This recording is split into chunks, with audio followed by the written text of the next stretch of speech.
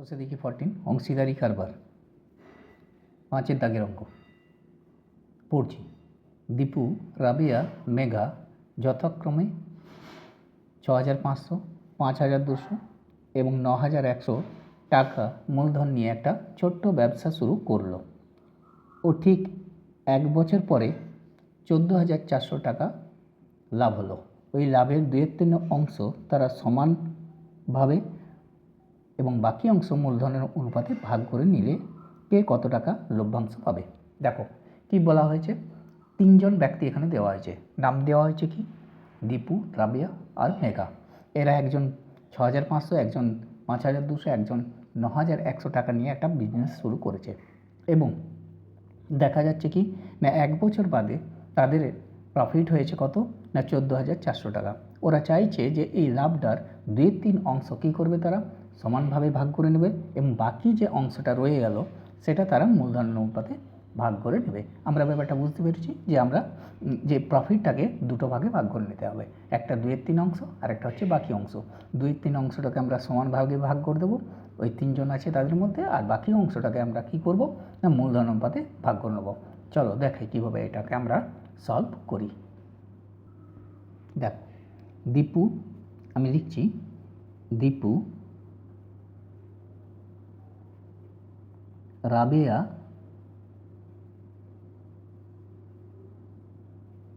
ও মেঘার মূলধনের অনুপাত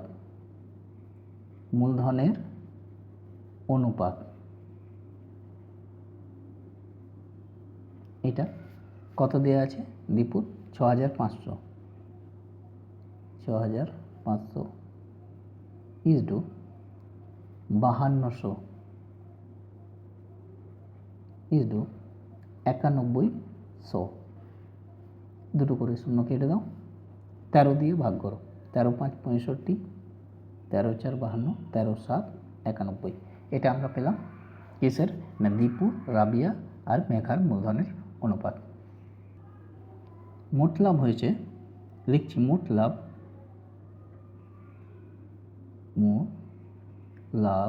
কত 14,400 টাকা। দেখো দেওয়া আছে এখানে, দেখো আমি দাগ দিয়ে দিচ্ছি, এই 14,400 টাকা। তাহলে মোট লাভ কত লিখব, 14,400 টাকা। ঠিক আছে, এই টাকার 2/3 অংশ, তাহলে কী লিখব, এর 2/3 অংশ কত হবে, ইজিক্যাল টু লিখব 14,000। দেখো হ্যাঁ আবার বলি, মোট লাভ এত, এর 2/3 অংশ কী লিখব, 14,400 ইন্টু 2/3।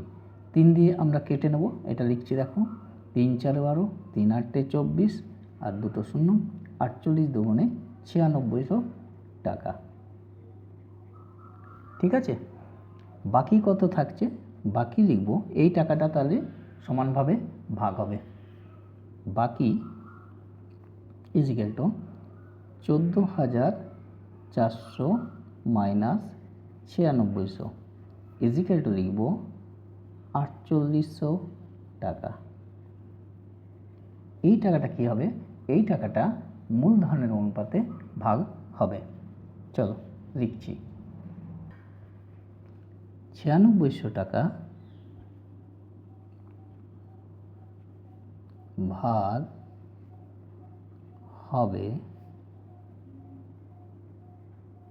সমানভাবে, এখানে একটা দাগ টেনে নিই, এখানে লিখব 4800 টাকা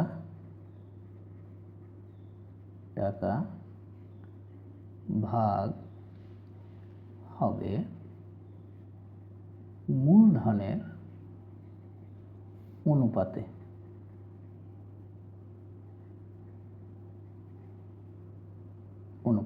এটা বুঝলাম, 9600 টাকা ভাগ হবে কি সমানভাবে, আর 4800 টাকা ভাগ হবে মূলধনের অনুপাতে। এই টাকা যদি সমানভাবে ভাগ হয়, 3জন আছে তাহলে এটাকে আমরা 3 দিয়ে ভাগ করে দেবো, আসবে 3200 করে।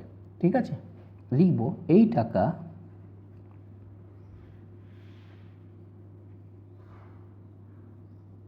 সমানভাবে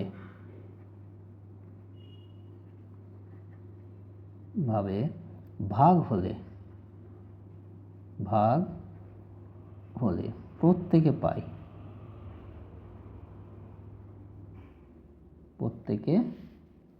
পায় কত করে পাবে না 9600 ভাজিত 3 ইজিক্যাল টু 3200 টাকা। এই টাকা তারা প্রত্যেকে সমানভাবে পাবে, অর্থাৎ 3200 টাকা তাহলে সমানভাবে তারা পাবে। কে পাবে না দীপু, রাবিয়া, মেঘা প্রত্যেকেই 3200 টাকা করে পাবে। বাকি রইল এই টাকাটা। এখানে লিখব এই টাকা তো মূলধনের অনুপাতে ভাগ হবে, অতএব মূলধনের অনুপাত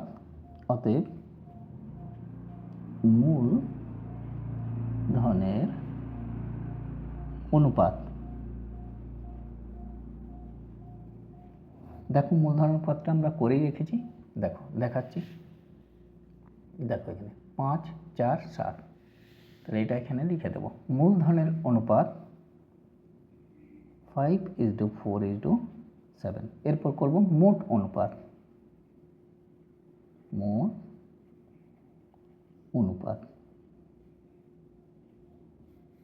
ইজিক্যাল টু কত আসবে 5, 4, 7, 5 আর 4 9 আর 7 16।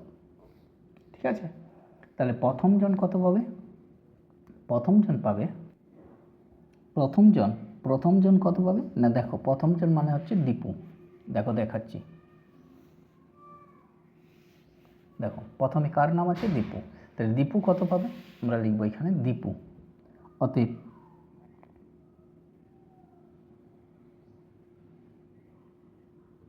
দীপু, ঠিক আছে, দীপু পাবে, এটা দীপু, হ্যাঁ দীপু পাবে কত ইজিক্যাল টু 5/16 ইন্টু যে টাকাটা দেওয়া হয়েছে দেখো 4800 টাকা, 4800, 16×3 48, 300 মানে 5×3 1500 টাকা। ঠিক আছে, এটা দীপু পাবে। এবার আসছি রাবেয়া। দেখো দেওয়া আছে কি না রাবেয়া, রাবেয়া কত পাবে দেখাচ্ছি। রাবেয়া পাবে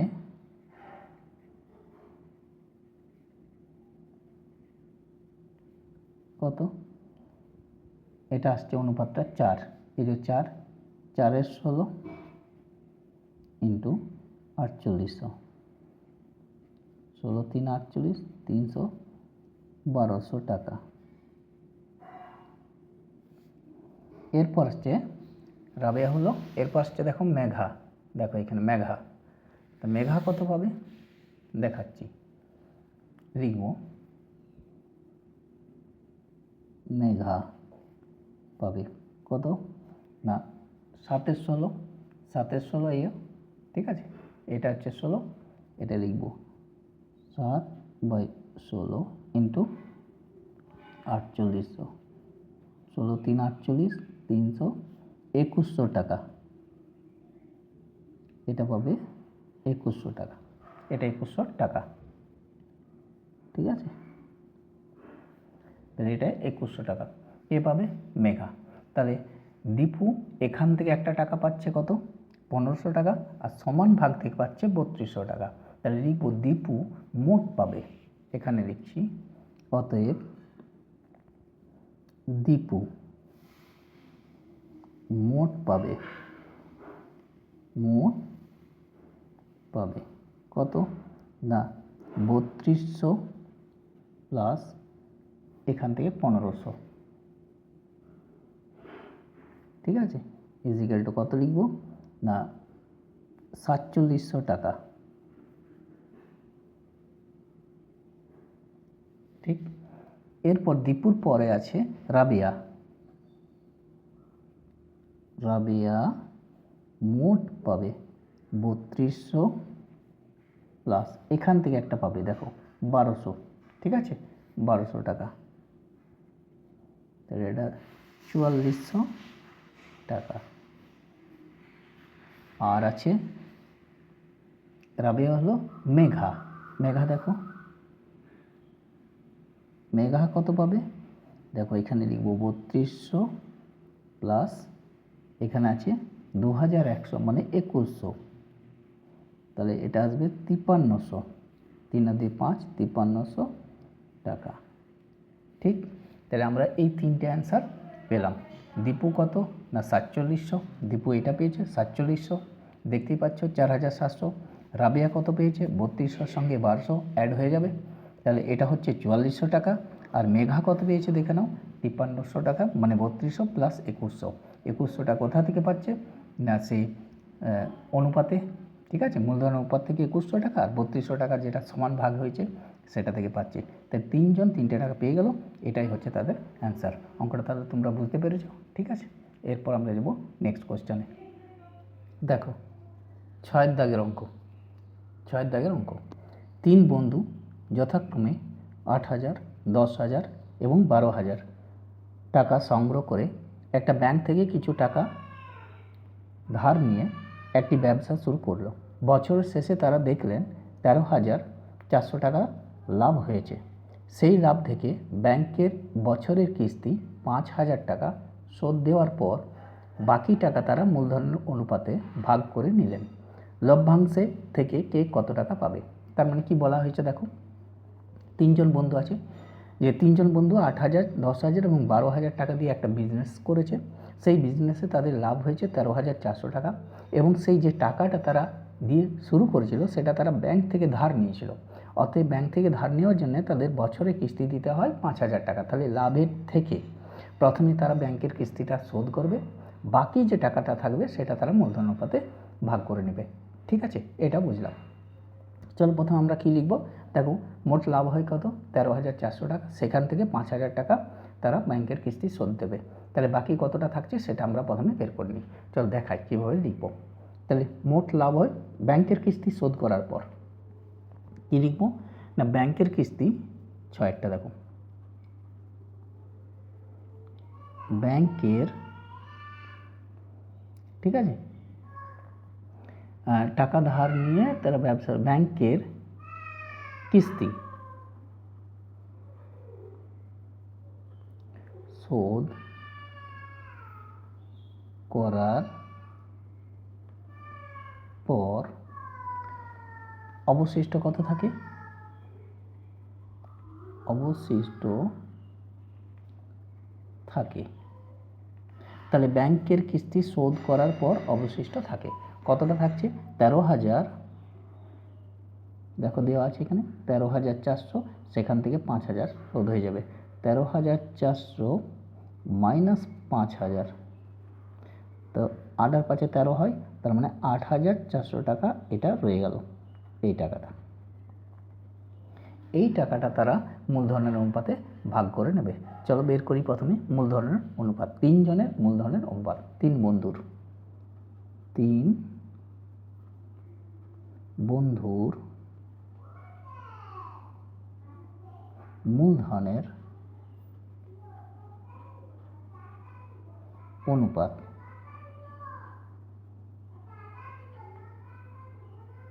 অনুপাত ইজিক্যাল টু কত লিখব, দেখো প্রথম জন কত দেয় না 8,000, দ্বিতীয় জন 10,000, তৃতীয় জন 12,000। তাহলে আমরা লিখে দেবো এখানে 8,000 ইজ টু 10,000 ইজ টু 12,000। এটা 3 বন্ধুর মূলধনের অনুপাত। এটা 1000-এর 3টে করে শূন্য কেটে দাও, 2 দিয়ে ভাগ করে দাও, 4, 5, এটা 6, তাহলে 4 ইজ টু 5 ইজ টু 6। এরপর লিখব মোট অনুপাত। কি লিখব, মোট অনুপাত, মোট অনুপাত, মোট অনুপাত 4, 5, 6, 6 4 10 আর 5 15, 8,000 লিখছি, 8,400 টাকার মধ্যে প্রথম বন্ধু,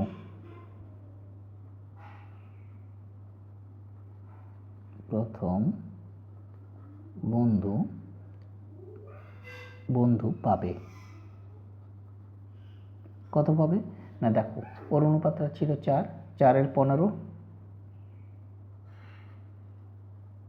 ইন্টু 8,400।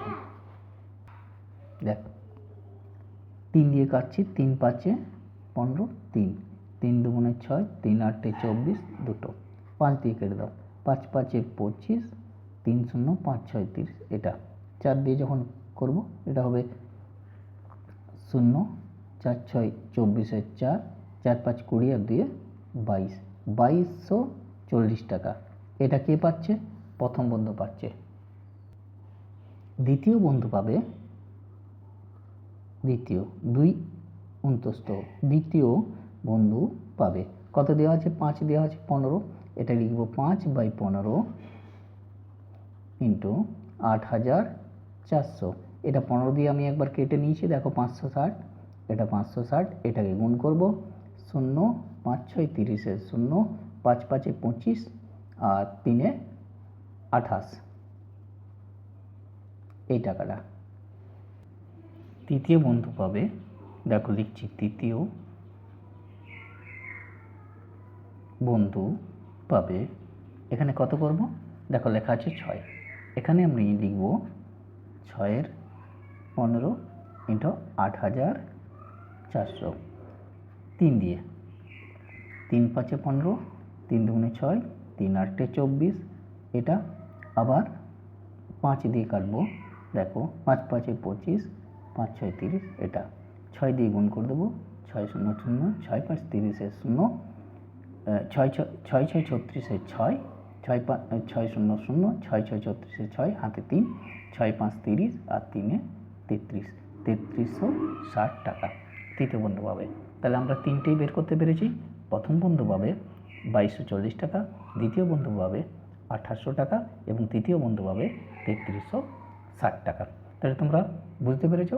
ভিডিওটাকে তোমরা তোমাদের বন্ধুদের মধ্যে শেয়ার করে দেবে, বেল আইকনে ক্লিক করে রাখবে আর চ্যানেলটাকে কিন্তু অবশ্যই সাবস্ক্রাইব করবে।